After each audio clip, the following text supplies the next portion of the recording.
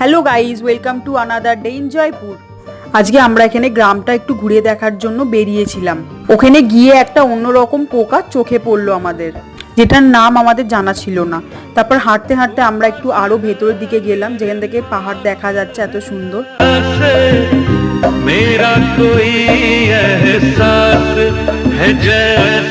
তারপর যখন আমরা আরো এগিয়ে গেলাম, তখন একটা ঠাম্মি আমাদেরকে ডেকে বলল এখানে নাকি বাঘ দেখা যায়। সেই শুনে জয়শ্রী আর ঋষিতা গভীর চিন্তায় চলে যায়। তারপর চিন্তা করতে করতে বেশি দেরি না করে আমরা বাড়ির দিকে এগিয়ে গেলাম।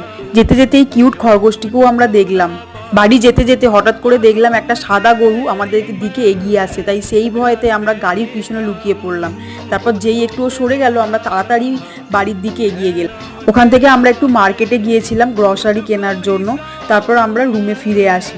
By, see you in the next blog.